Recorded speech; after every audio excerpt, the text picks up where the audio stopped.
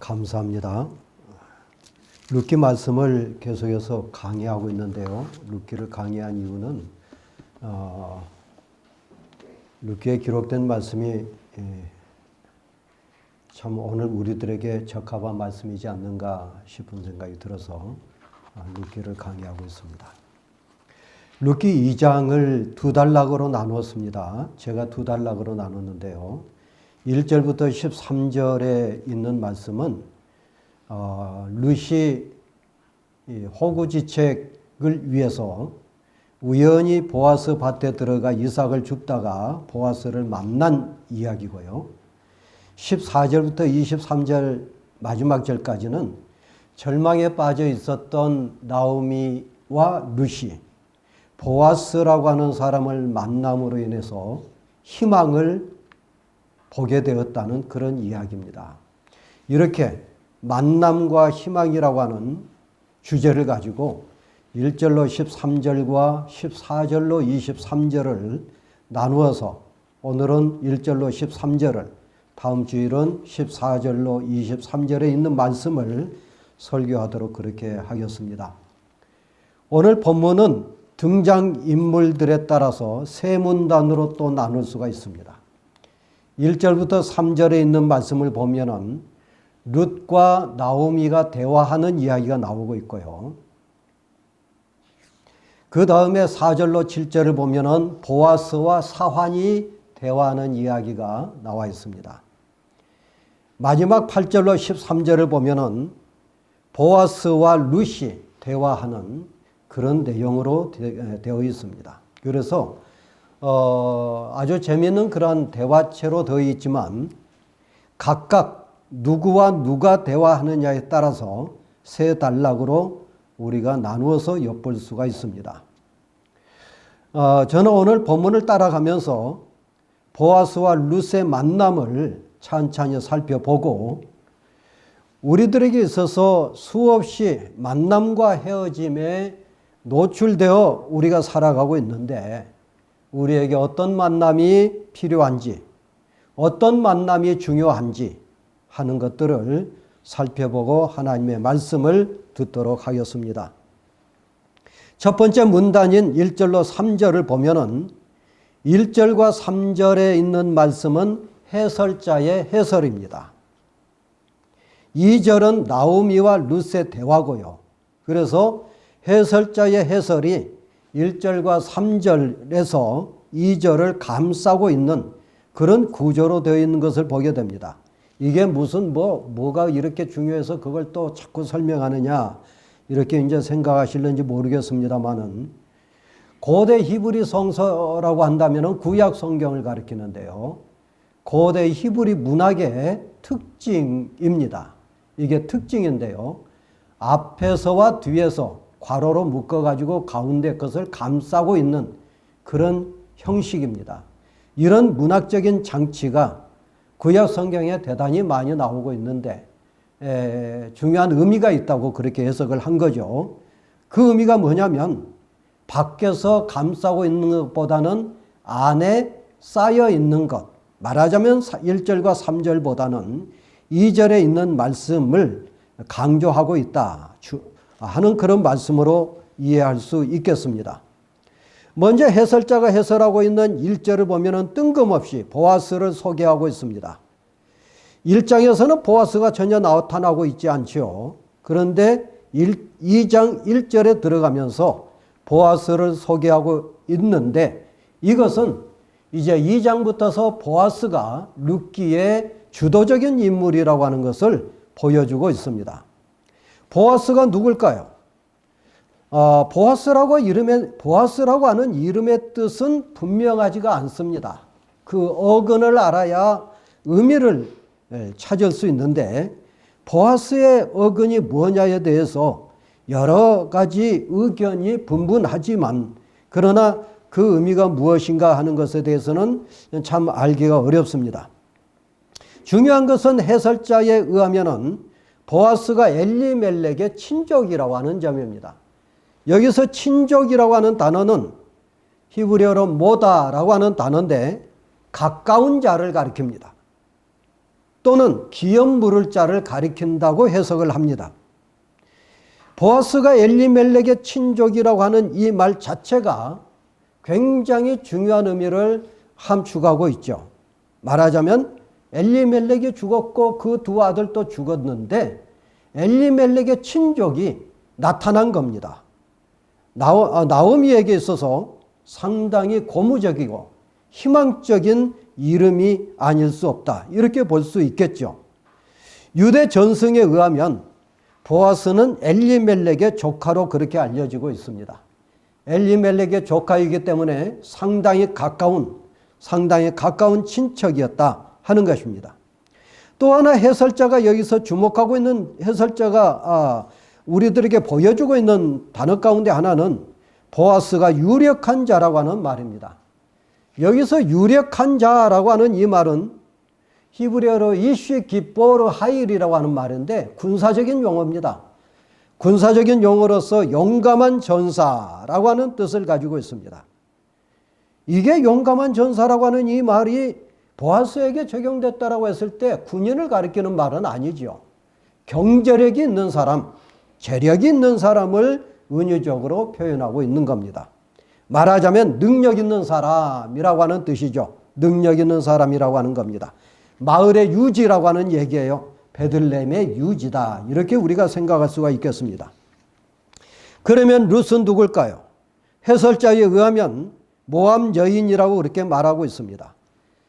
우리가 룻이 모압 여자라고 하는 것은 너무나 잘 알고 있죠. 1장에서 너무나 자세하게 설명하고 있기 때문에 모압 여인이라고 하는 것은 어떤 독자든지 알고 있는데 해설자는 굳이 독자가 이미 알고 있는 모압 여자라고 하는 말을 여기서 하고 있습니다. 그 이유가 뭘까? 여러분이 한번 말씀을 듣는 가운데 생각해 보시기 바랍니다. 2절에 보면은 모압 여인 룻이 나오미에게 추수하는 밭에 가서 이삭을 줍겠다고 그렇게 제안을 합니다. 허락을 해달라는 거죠. 룻이 나서서 이제 무슨 일이든지 해야만이 먹고 살 수 있지 않겠는가 하는 것을 깨달았던 모양입니다. 모압에서 비어 돌아온 그들에게 양식이 있을 리가 없습니다. 그렇다면 여기서 질문을 하나 할 수 있습니다. 나오미가 룻에게 야, 우리 아는 집 밭에 가서 이삭이라도 주워오자.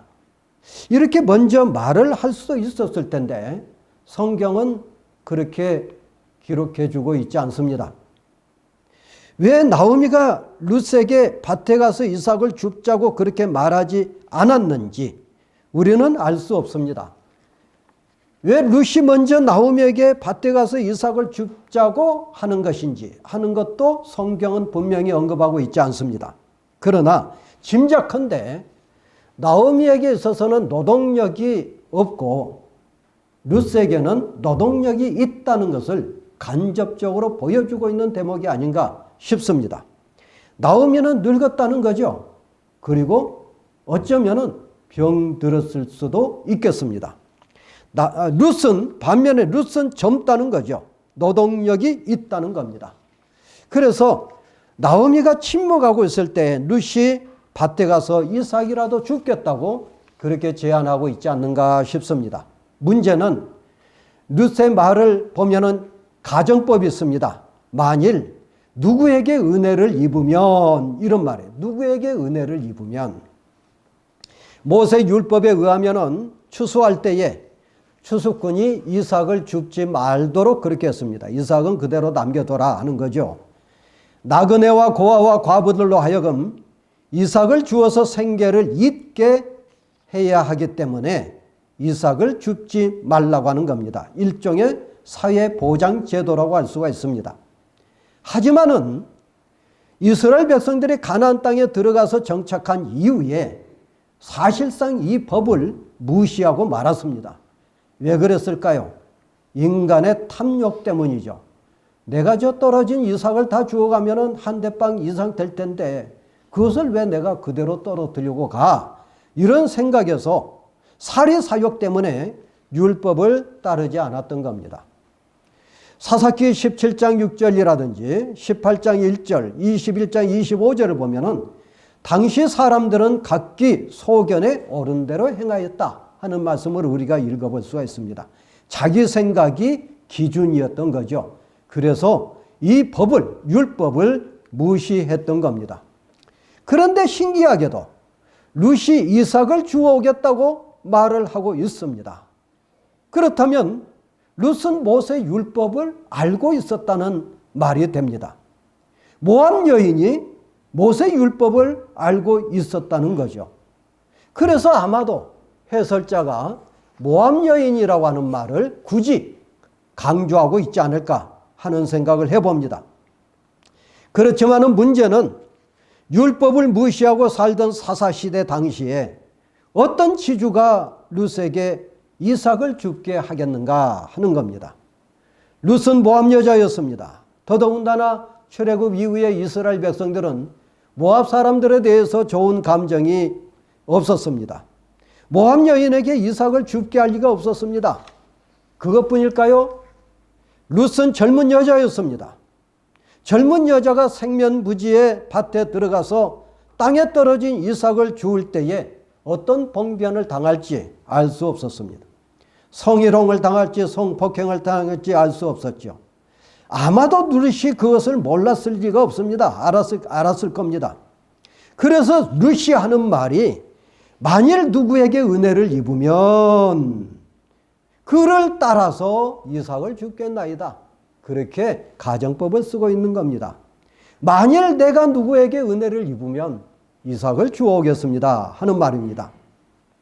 운에 맡기자는 걸까요? 그런 것 같지 않습니다. 모세 율법을 알고 있었던 룻이라고 한다면 하나님의 은총을 기대하고 있었을 것 같습니다. 위험 요소가 많이 있었지만은 나오면은 룻의 제안을 허락할 수밖에 없었습니다. 남의 밭에 들어가서 이삭을 줍는 일 외에 다른 방도가 없었습니다. 따라갈지어다, 내 따라갈지어다. 굉장히 건조하게 나오면은 허락을 합니다. 보리를 베는 자들을 따라 이삭을 주우러 갔습니다. 우연히 룻이 보아스의 밭에 들어갔습니다. 당시 밭은 그렇게 엄격하게 구분되어 있지 않았습니다. 여호수아 시대 때 지파별로 땅이 분배되었고 지파별로 땅이 분배된 그 땅은 시족별로 그리고 시족별로 분배된 땅은 가족별로 나누었습니다. 가족별로 나누어진 그 땅이 어떤 울타리라든지 뚝을 쌓아서 구분하지 않았습니다. 대충 돌 몇 개 세워놓고 여기까지는 보아스의 땅이다. 이런 식으로 구분을 해 놓았다는 거죠. 만일 이삭을 줍는 사람이 있다고 한다면 더 한 톨이라도 줍기 위해서 이밭 저밭 아마 돌아다녔을 것입니다. 그런데 룻이 그렇게 이삭을 줍다가 우연히 보아스 밭에 들어갔다는 겁니다. 여기서 우연이라는 말에 우리가 집중하지 않을 수가 없죠. 룻의 입장에서는 우연이지만 하나님 편에서는 섭리라고 할 수가 있습니다. 우연히 보아스 밭에 들어갔는데 그게 하나님의 역사였고 그게 하나님의 인도하심이었고 그게 하나님의 섭리가 되었다 하는 거죠. 그래서 해설자는 1절과 3절에서 엘리멜렉의 친족이라고 하는 것을 보아스가 엘리멜렉의 친족이라고 하는 것을 강조하고 있는 것 같습니다. 4절을 보면은 두 번째 문단에서 마침이라고 하는 말로 시작합니다. 이 말은 우연이라고 하는 말과 연결이 됩니다. 우연히 룻이 보아스 밭에 들어갔는데 보아스가 때마침 왔다. 그런 말입니다. 이게 히브리어로 하면은 마침이라고 하는 말이 아니라 감탄사 보라 그런 말 보라. 이게 직역을 하면은 이런 말로 해석할 수가 있습니다. 보라 보아스가 왔다 하는 그런 말이에요. 보라 보아스가 왔다. 마치 독자를 향하여서 청중을 향하여서 해설자가 외치는 말처럼 보라 보아스가 왔다. 우연히 보아스 밭에 들어갔는데 그때 마침 보라 보아스가 왔다 하는 거예요. 보아스가 와서 곡식을 베는 일꾼들에게 인사를 합니다. 여호와께서 너희와 함께 하시기를 원하노라. 상당히 인격적인 보아스인 것을 우리가 알 수가 있죠. 일꾼들에게 이렇게 인사할 수 있는 지주가 몇 명이나 있겠습니까? 일꾼들이 받아서 인사를 합니다. 여호와께서 당신에게 복 주시기를 원하나이다 하는, 어떻습니까? 상당히 이례적인 인사지요. 구약 시대의 인사법에는 주로 세 가지가 있었습니다. 첫째는 사람들이 만나거나 헤어질 때 일반적으로 목을 서로 껴안고 샬롬 샬롬 하는 인사법입니다. 두 번째는 아랫사람이 윗사람에게 존경과 충성을 표시하는 인사법인데 무릎을 꿇거나 땅에 납작 엎드리는 그런 인사법입니다. 세 번째는 윗사람이 아랫사람에게 축복을 선언하고 아랫사람이 윗사람에게 화답하는 식의 그러한 인사입니다. 이게 시편 129편 8절에 나오는데요. 마치 보아스와 일꾼들이 인사하는 것과 같은 그런 인사입니다.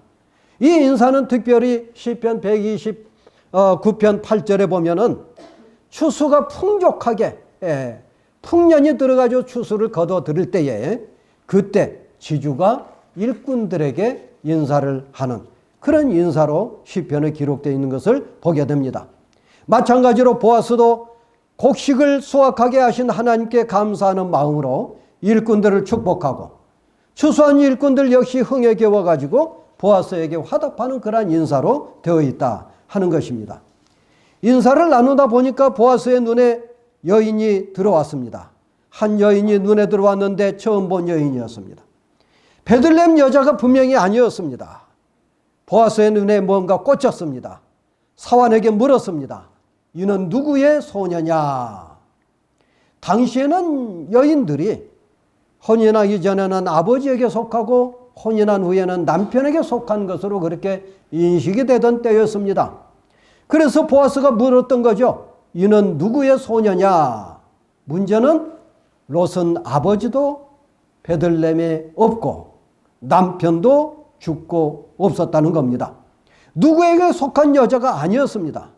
그래서 사환이 이렇게 룻을 소개합니다.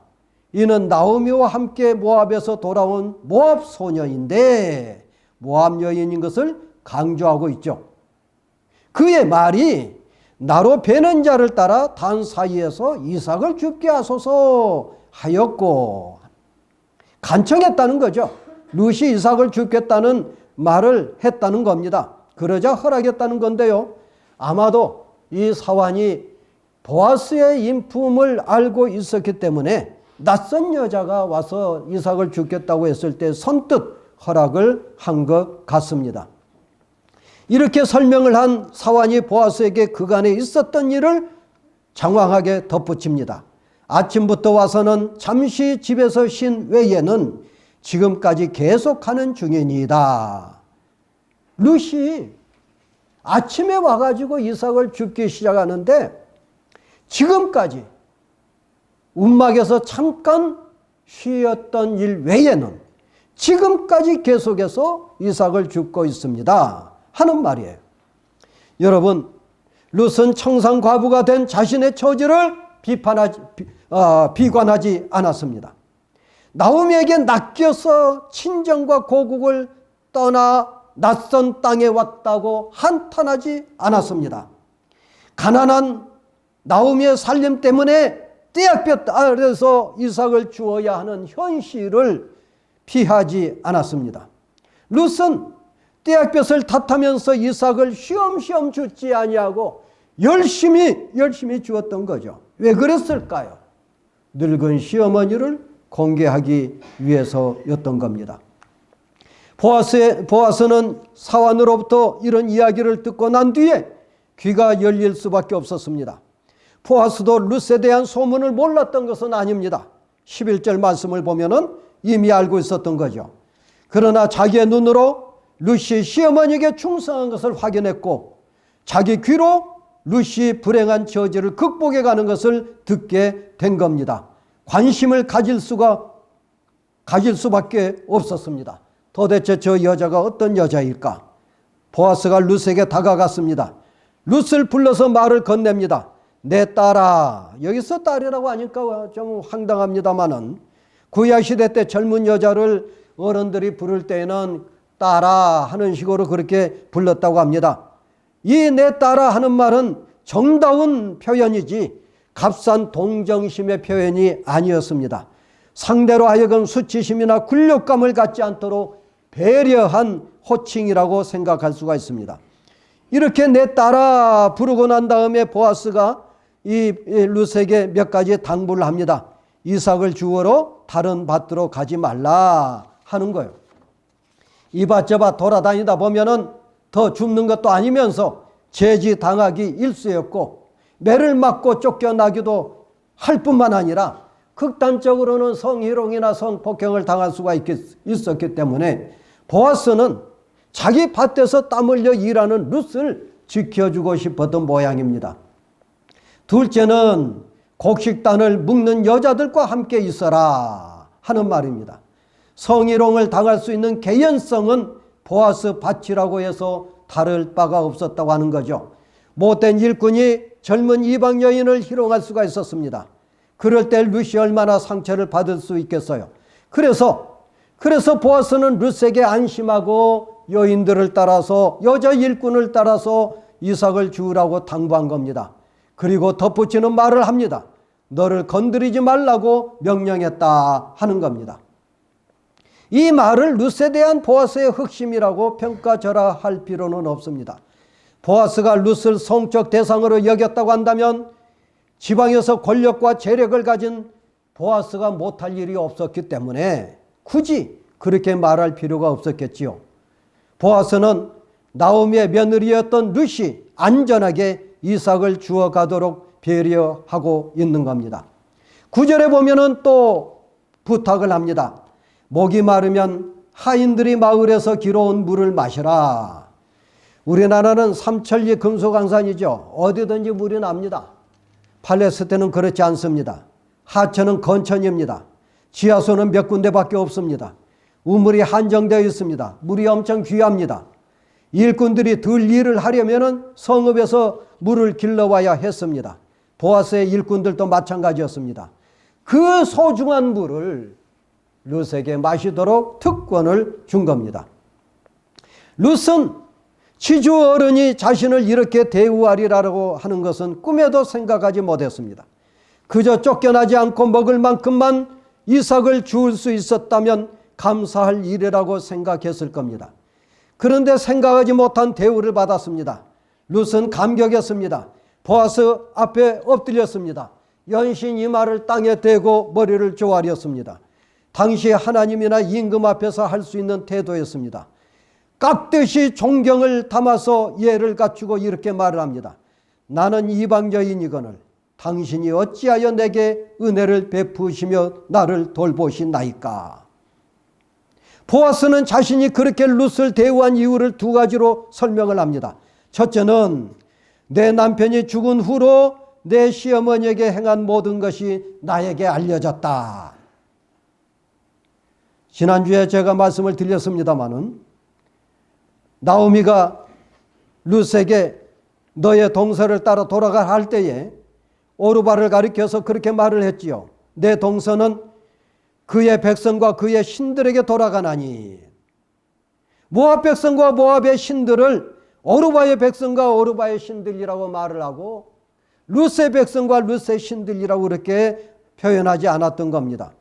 룻은 이미 나오미는 이미 룻이 어떤 여자였다고 하는 것을 모압에서 생활하면서부터 알고 있었던 것 같습니다. 룻은 성심성의껏 나오미를 섬겼던 것 같습니다. 그것을 나오미가 알고 있었고 입에서 입으로 전해지다가 마침내 보아스까지도 그 내용을 알게 되었다는 거죠. 다시 두 번째 말을 합니다. 내 부모와 고국을 떠나 전에 알지 못한 백성에게로 온 일이 내게 알려졌다. 전에 알지 못한 유대 땅으로 따라왔다는 거죠. 시어머니를 따라왔다는 겁니다. 늙은 시어머니를 떠나지 못해서 남편도 없는 이국 땅에 왔다는 겁니다. 베들레헴까지 따라와서 시어머니를 공개하고 있다는 거죠. 그게 어찌 쉬운 일이 되겠습니까? 고국을 떠나서 늙고 병들고 가난한 시어머니를 따라 낯선 땅에 왔다는 것입니다. 자신을 철저하게 비우고 온전히 헌신해야만이 가능한 일이지 않겠습니까? 보아스가 거기에 감동을 했었던 것입니다. 보아스가 룻을 두 마디로 축복을 합니다. 여호와께서 내가 행한 일에 보답하시기를 원하노라. 룻이 행한 일은 보아스가 칭찬한 바가 있었지만은 시어머니에게 행한 일과 고국을 떠나 낯선 땅으로 왔던 그 두 가지 일입니다. 이 두 가지 일에 대해서 여호와 하나님께서 너에게 보답해 주시기를 원한다라고 하는 축원을 보아스가 하고 있는 거죠. 여러분, 어떤 일에든지 악한 일에는 벌로, 선한 일에는 상으로 하나님께서 보답하신다라고 하는 사실을 믿으시기를 축원합니다. 구약 성경에 신학이라고 하는 중요한 신학적인 주제가 있는데요. 신명기적 신학이라고 하는 주제가 있습니다. 그 주제가 뭐냐면 악한 일에는 벌을 내리고 선한 일에는 상을 주신다고 하는 이야기. 이 신학적인 기반으로서 여호수아서부터서 열왕기하까지 기록되었다라고 보는 것이 신학자들의 생각입니다. 반드시 보응하신다고 하는 얘기예요. 반드시 보응하신다는 얘기입니다. 두 번째는 이스라엘의 하나님 여호와께서 그의 날개 아래 보호받으러 온 너에게 상 주시기를 원하노라. 보답만이 아니라 상까지 주시기를 원하노라 하는 축복을 하고 있는 것입니다. 여러분, 인생에 있어서 가장 중요한 것은 만남입니다. 누구를 만나느냐에 따라서 성공과 실패가 좌우될 뿐만이 아니라 한 인생이 절단날 수도 있고 한 인생이 그야말로 자아성취까지 할 수 있다고 하는 것은 우리가 날마다 경험하고 절실하게 느끼고 살아가고 있습니다. 결코 만나지 말아야 할 사람을 만나서 인생을 망쳐버린 사람이 수없이 많습니다. 반면에 중요한 고비에 만났던 사람들에게 결정적인 도움을 받고 자아를 실현하고 성취할 뿐만이 아니라 하나님께 영광을 돌리는 삶을 사는 사람들이 얼마든지 많은 것을 볼 수가 있고요. 성경에서도 우리가 찾아볼 수가 있습니다. 문제는 그게 생각처럼 되지 않는다고 하는 얘기예요. 잘 만났다고 생각하고 만났는데 그 결과가 최악인 경우가 얼마나 많습니까? 별로였다고 생각을 했는데 그 결과가 최선인 경우도 많이 있는 것을 우리가 보게 됩니다. 만남이라고 하는 것이 정말 쉽지 않고 어려운 과제라고 하는 거예요. 그래서 하나님의 도움이 절대적으로 필요한 겁니다. 다른 말로 하나님의 섭리를 따라서 만나야 되고 하나님의 섭리를 따라서 살아가야 된다 하는 얘기예요. 하나님의 섭리에 따른 만남은 어떤 만남일까요? 오늘 성경에 보면은 우연한 만남이었다는 거예요. 우연한 만남이었다. 계획적이고 의도적이고 고의적인 만남이 아니라 우연한 만남이 운명적인 만남이라고 하는 것을 여기서 가르쳐주고 있습니다. 우연히 만났으면 그걸로 끝나지 않습니다. 서로 관심을 가져야 되고 서로 세심하게 배려해야 된다는 거예요. 관심과 배려가 없는 만남은 섭리를 따라서 만났다고 해도 결코 하나님의 뜻을 이룰 수가 없습니다. 마지막으로 서로 주님의 이름으로 축복을 해야 됩니다. 룻과 보아스처럼 말입니다. 하나님의 섭리를 따라 만난 만남은 서로 축복을 하고 서로 하나님께 영광을 돌리는 삶으로 나가야만이 그게 하나님의 뜻을 이룰 수가 있다고 하는 것을 가르쳐주고 있습니다. 사랑하는 성도 여러분, 우리는 수도 없이 만나고 헤어지고 스쳐 지나가면서 살고 있습니다. 어떤 만남을 만나시기를 원하십니까? 가장 중요한 만남은 예수 그리스도를 만난 만남입니다. 예수를 만났기 때문에 우리가 하나님의 자녀가 될 수가 있었고 예수를 만났기 때문에 우리가 사람답게 살아갈 수 있는 것 아니겠습니까? 예수를 만났기 때문에 그야말로 우리가 영원한 생명을 바라보고 구원받아 영생 복락을 누릴 수 있는 것 아니겠습니까? 감사하시기를 주의 이름으로 축원합니다. 지금 만난 짝에 대해서도 감사하시기를 축원합니다. 지금 같이 더불어서 함께 일하는 사람들을 우연하게 생각하지 말고 하나님의 섭리라고 생각을 하면서 감사하시기를 축원합니다. 그렇게 감사하면서 우리가 살아갈 때에 그 우연한 만남이 하나님의 섭리가 돼요. 하나님의 뜻을 이루는 만남이 될 줄로 믿습니다. 기도하겠습니다.